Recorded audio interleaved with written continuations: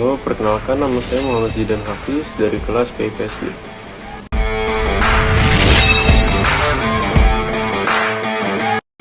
Halo, kenalkan nama saya Muhammad Zidan dari PIPSB.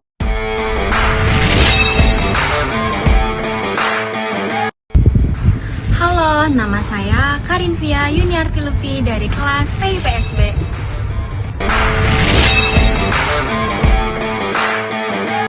Halo, nama saya Saskia Cairamdani dari kelas PIPSB.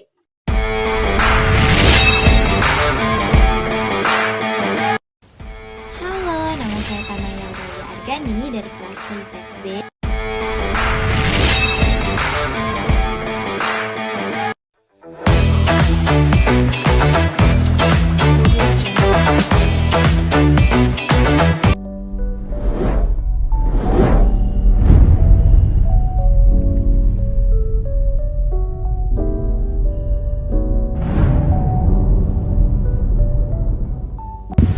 Assalamualaikum warahmatullahi wabarakatuh.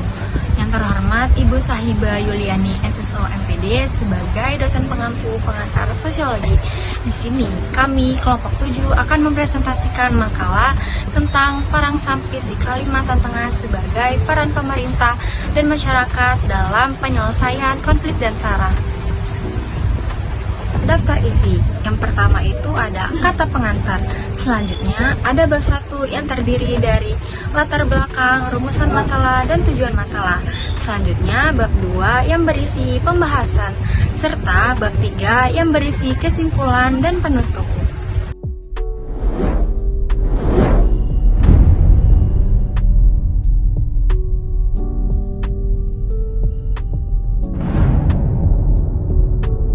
Saya akan menjelaskan terkait latar belakang terjadinya Perang Sampit. Kalimantan merupakan pulau terbesar yang ada di Indonesia, dan di Kalimantan terdapat suku yang mendiaminya, yaitu suku Dayak. Seiring berjalannya waktu, banyak imigran yang datang ke Pulau Kalimantan karena tergiur dengan sumber daya alam Kalimantan yang melimpah. Salah satu suku atau etnis yang datang adalah suku Madura. Pada awalnya, suku Madura disambut hangat oleh suku asli, yaitu suku Dayak. Akan tetapi, lambat laun, suku Madura mulai menguasai perekonomian di Pulau Kalimantan, dan suku Dayak merasa tersingkirkan dan terpinggirkan karena merasa bahwa sumber daya alam sudah dieksploitasi oleh suku yang lain, yaitu suku Madura. Maka dari itu, terjadilah ketegangan di antara kedua etnis tersebut dan menyebabkan terjadinya Perang Sampit.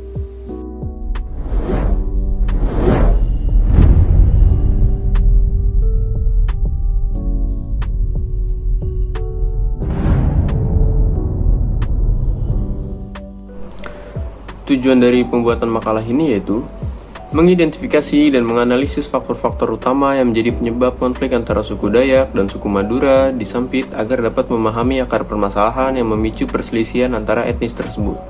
Yang kedua, mengetahui peran yang dilakukan oleh masyarakat lokal dan pemerintah dalam pencegahan serta penanganan konflik antar etnis di Kalimantan. Yang ketiga, mencari langkah-langkah yang strategis yang dapat dilakukan untuk mencegah terjadinya konflik tersebut di masa mendatang. Rumusan masalah ditujukan untuk mengidentifikasi permasalahan. Dari latar belakang di atas ada beberapa rumusan masalah. Yang pertama yaitu apa saja faktor-faktor utama yang menjadi penyebab konflik antara suku Dayak dan suku Madura di Sampit. Yang kedua, mengetahui peran masyarakat lokal dan pemerintah dalam mengatasi permasalahan etnis di wilayah Kalimantan tersebut. Yang ketiga, apa upaya yang dapat dilakukan untuk mencegah terulangnya konflik serupa di masa mendatang.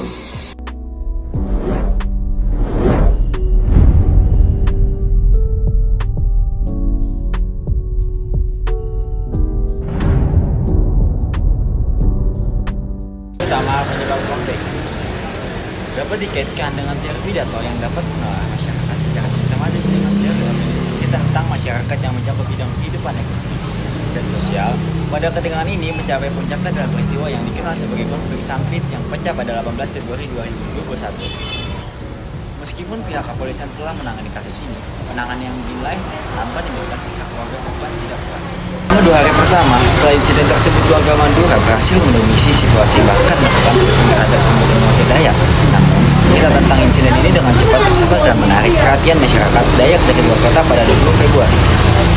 Akibat dari konflik ini, kerugian yang ditimbulkan sangat besar, sekitar 500 orang. Madura tewas dan lebih dari 100.000 orang lainnya terpaksa untuk mengungsi keluar dari Sampit untuk menghindari konsekuensi. Dari sudut pandang sosiologis, konflik ini sepertinya mencerminkan ketidakseimbangan hubungan sosial dalam masyarakat yang disebabkan oleh perbedaan etnis, ekonomi, serta lemahnya penegakan hukum.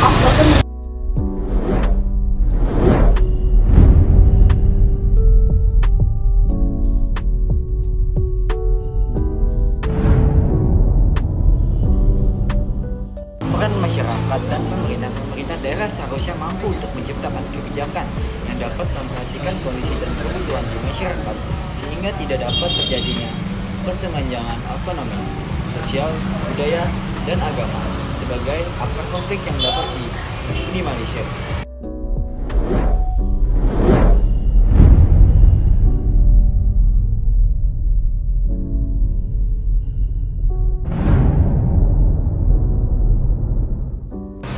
Upaya pencegahan konflik, upaya-upaya rekonsiliasi dilakukan melalui penguatan adat dan budaya lokal, seperti ritual damai yang melibatkan tokoh-tokoh adat dan agama. Selain itu, warga setempat juga mengadakan pertemuan antar komunitas yang bertujuan untuk membangun kembali kepercayaan dan mengurangi prasangka antar kelompok. Oleh karena itu, kehadiran aparat keamanan yang netral sangat diperlukan dalam mengawal perdamaian pasca konflik dan menjamin setiap warga negara mendapatkan perlindungan yang sama di hadapan hukum. Proses permainan pemulihan pasca konflik juga diperkuat dengan pembangunan tugu perdamaian di Sampit sebagai simbol perdamaian dan kesatuan tugu ini bukan hanya sebagai monumen melainkan menjadi tempat untuk memperingati perjanjian damai antara kedua suku.